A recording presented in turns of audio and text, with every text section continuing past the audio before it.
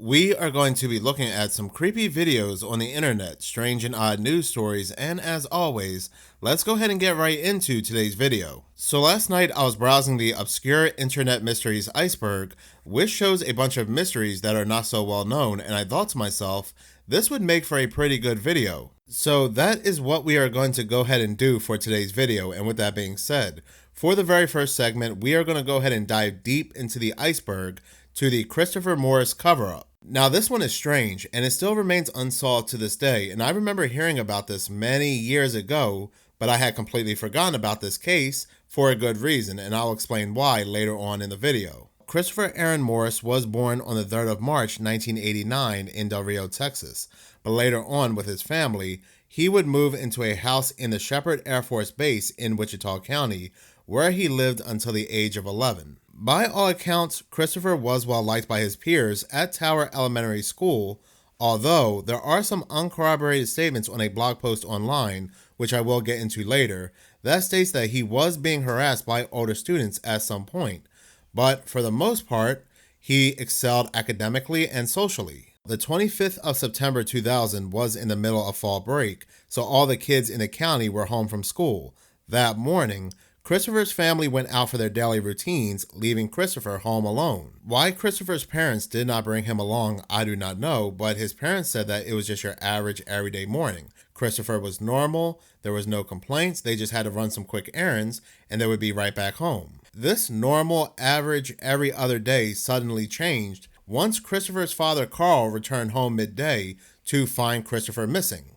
Carl walked all throughout the house and still no signs of Christopher. But here's where things would take an even more bizarre turn, because once Carl entered Christopher's bedroom, and while there were still no signs of Christopher, he noticed that there were dishes and silverware stacked on his bed. Dishes and silverware that Carl remembered was inside the dishwasher. So Carl, he walks over to the dishwasher, he opens it up, and to his horror, there is Christopher's body stuffed inside the dishwasher, bruised and beaten. Someone had also turned the dishwasher on while Christopher was stuffed inside. Christopher was completely naked inside the dishwasher, so I'm assuming whoever turned the dishwasher on was hoping that any fingerprints or DNA would wash away from his body. Vital clues that could have helped investigators determine who caused this incident. But here's where things get a little bit more dubious. Despite the surreal circumstances surrounding Christopher's passing, the case was never publicly conclusively determined to be a crime. Yes, that's right. Even though Christopher's body was stuffed inside a dishwasher, and the dishwasher was turned on by outside forces, this was never determined to be a crime. The investigation details are extremely sparse. Matter of fact, you can hardly find any information about this case from the media.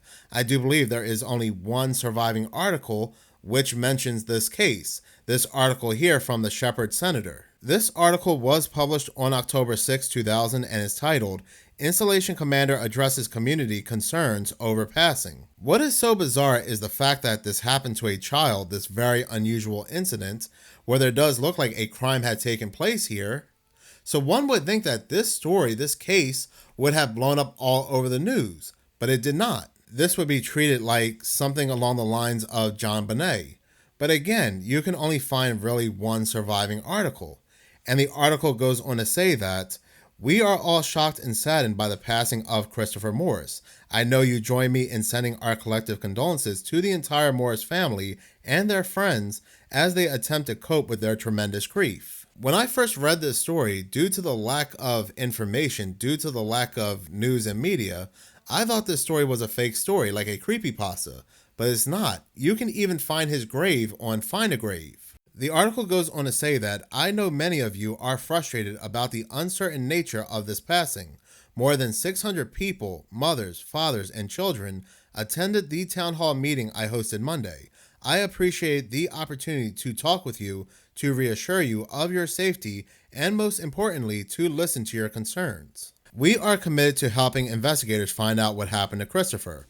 We must recognize a methodical and comprehensive investigation takes time. I understand time and lack of answers can cause rumors to run rampant. I will continue to get accurate information out to you on this issue, but I cannot address every rumor. Doing so can undermine an investigation. Rumors themselves can waste investigators' time. I ask each of you to act responsibly and not start or pass on rumors. The article even goes on to say how there are psychologists set to help children understand and cope with what happened to Christopher, and how there are patrols, military patrols, police that were patrolling the area with bikes. So I just find it so hard to believe that this story never made the rounds of mainstream media. It felt like this was swept under the rug. But here's where things get even more bizarre. 5 years later and still no answers as to what happened to Christopher, this blog post came out on May 17, 2005. This blog post is titled, Child Passings on Military Installations. And this blog talks about how there's been a high rate of children passing away in very unusual circumstances on military installations. This blog does not mention any one child. Matter of fact, it does not even mention the base where Christopher was staying. For example, it mentions how Fort Bragg, Pope Air Force Base, Camp Lejeune, I believe it's pronounced, and New River Air Station have the highest rates where children are ended. But what's odd is that if you read the comments on this blog, there are comments where people are saying they know Christopher, they are related to Christopher, and they are seeking any additional information. But the way these comments come off are very similar, and they almost come off like they're bots. For example, this comment here from Shelby, Christopher was my best friend, and they say his dad did it, but I know him and he loved Christopher, and he wouldn't never have done such a thing. When Christopher passed at 11, I was 11. Also, he lived down the street from me and we were inseparable. I am now 15 years old and I live in Oklahoma, and there is a website about Chris, and if you know, can you please give it to me? I would appreciate it, and I miss him every day. This comment right here from Anonymous, I don't know if anyone is still looking at this or still investigating this case, but I knew Chris. He went to school with me in Shepherd Air Force Base. I still can't believe this happened, and it's been 10 years, and still it haunts my mind. Please, if someone has any updates, please email me at this email here. Thank you. This person here states that they are Ashley Morris, Chris Morris' sister, and she goes on to say that it brings me happiness that people still think about Chris and still care about bringing whoever did this to justice. I pray that one day we will know what happened. Until then, my family will never be whole. After that day, everything changed. No one in my family is the same. We go on with our lives with this in the back of our minds every day, and no one can possibly know what it's like unless you have gone through something like this yourself. So please, if anyone knows anything about what happened that day, don't be afraid to contact my family or the police. All we want is closure to be able to move on with our lives. And here again, she says, this is my email. You can send me any and all information. Christopher's mother would also say the same thing by saying, I am Christopher's mother. And just like Ashley, we miss Christopher. We have no idea what happened that day. And if anybody knows, please do contact me at this phone number. And again, they just come off very, very similar. This would be the pattern here. There are a lot of comments on this blog post where people are saying they were either friends with Christopher or knew Christopher somehow. Like this one person here, they are saying that they took a karate class with Christopher. And if you know anything, please do send information to this email here. But again, what I just find so bizarre is that Christopher's family never went to the news, mainstream news, to try to get their story out there, to try to get their case out there in the open. Maybe they did, and once again, it was swept under the rug. There are people on this blog that have left comments by saying they notice how strange it is how this blog post turned into a memorial for Christopher, and some of them are suggesting that the comments seem fake. And there's another person that says, I agree, all these people claiming to know him one way or another and leaving email addresses that all seem to be formatted in a very similar way is very creepy. This comment by Unknown says, just a general statement about giving information to these emails people are providing here in the comments. Be mindful because you don't know who exactly you are sharing information with. You could be sharing information with the very people who are trying to cover this up. If it is anybody within the family, be positive that is who you are speaking to, or go to the police. Otherwise, you are sending random information out to complete strangers is not going to do anything to help Christopher's case. It might even be dangerous to share what you know with the wrong person. Keep that in mind and have a great day. And that is very, very true. The only people really following this case are people on Reddit. And you can see some people here are saying, whoa, these blog comments are weird. His best friend, his sister, his mother, all following similar formats, all giving personal info. These comments feel very, very fake. It's creepy as hell that someone was writing all these fake comments. Another person says, why does that one person talking about Reddit keep following up their comments with a second comment that says January 2nd, 2020? Ugh, this is all so strange and confusing, and I need to talk about it. Some people are even suggesting, due to the bizarre nature of the comments and how they come off, the person who ended Christopher may be the one leaving the comments pretending to be Christopher's family and friends. Someone may be posing as family members to fish for information from witnesses. That is essentially where the details of the case ends, with an unrelated blog post full of eerie comments from a lot of people claiming to be personally familiar with Christopher and his family. It is said that Christopher's obituary was found in a September 30th, 2000 issue of the Oklahoma newspaper Tulsa World. Christopher's father was cleared of any wrongdoing because it was found out he had a reliable alibi. Christopher's DNA was never publicly announced due to the inconsistencies by pathologists and also the fact of the injuries he sustained in the dishwasher. To this day, Christopher Morris's case remains a creepy unsolved mystery with no explanation as to what happened to Christopher and how he ended up in the dishwasher with the dishwasher running. Next, we are going to go all the way up on the obscure mysteries iceberg to the Khamar Daban 1993 incident. Now, everybody and their grandmother are familiar with the Diet Love Pass incident, where back in the 1950s, 9 seasoned hikers passed away very mysteriously in the mountains of Russia. This incident has been subject in multiple forms of media, including movies and video games. But did you know decades later, in the 90s, there was another very similar incident that was equally as terrifying? This creepy and very unusual event, called the Khamar Daban incident, also took place in the mountains of Russia. So with that being said, what happened here? Well, Ludmila Korovina, age 41, was a skilled survivalist and hiking instructor who was referred to as Master by her coworkers and pupils. She was renowned for treating her students harshly and frequently pushing them quite hard, but this was to bring out the best of her students' abilities. In the end, her students said she was a terrific teacher who instilled confidence in them and taught them essential hiking skills.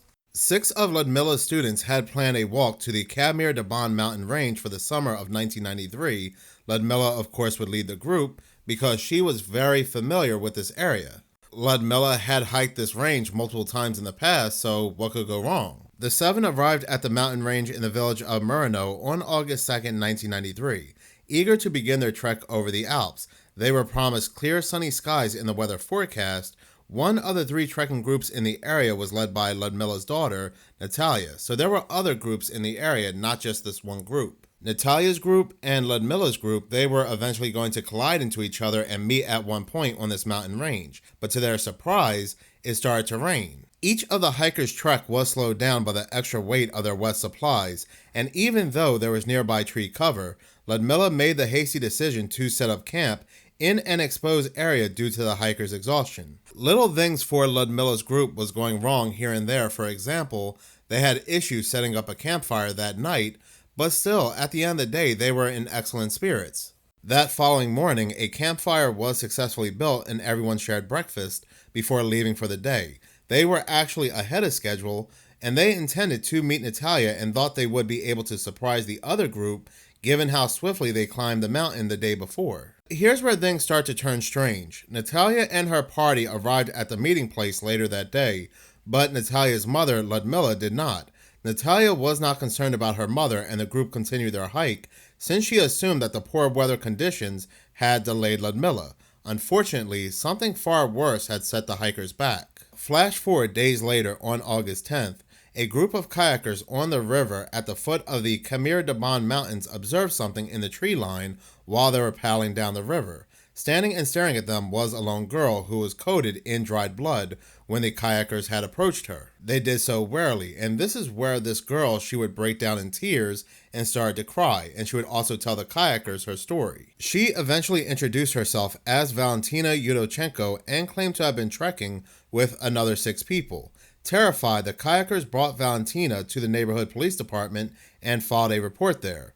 She wasn't able to carefully relate the narrative of what had happened to the other 6 until many days later, but even then it was confusing and horrifying. Now, according to Valentina, after eating breakfast that morning, the group descended the mountain, but a short while later, the first catastrophe occurred. From the back of the crowd, Sasha, one of the hikers in this group, started to scream. When everyone turned to look at him, he was frothing at the mouth and bleeding from his eyes and ears. He collapsed on the ground shaking before becoming motionless. Ludmilla sprinted over to him and told the others to go on. Ludmilla, she was desperate to get Sasha to wake up and was in a terrible state of distress. The remaining group had not traveled very far before hearing Ludmilla's cries. They noticed she was exhibiting Sasha's symptoms and rushed to help her. Ludmilla was gushing blood from her eyes and nose while foaming at the mouth. She shook violently before falling on top of Sasha. Tatiana, who had arrived at Ludmilla first, was the next to pass out, clutching at her throat as if she was having trouble breathing. She cautiously made her way over to a nearby rock, where she bashed her head against it until she became limp. The other members of the group, Dennis, crouched behind a rock as Timur and Victoria fled. After seeing 3 of their closest friends seemingly pass away in a matter of minutes, Valentina was left immobile. Victoria and Timur both passed out while running and passed away very similar to the others, ripping their clothes off, spitting up blood, and tearing at their throats. Valentina and Dennis sprinted away from the scene after realizing they were the only survivors. However, Dennis didn't take long to collapse violently. In a panic, Valentina fled, leaving her friends behind. The only thing she had were a tent and the clothing on her back. Valentina rushed down the mountain to ensure that she was as far away as she possibly could. She put up a tent for the night under sufficient tree cover and dozed off. When Valentina woke up and learned that she was still alive, she understood she would need resources to make it through the woods on her own.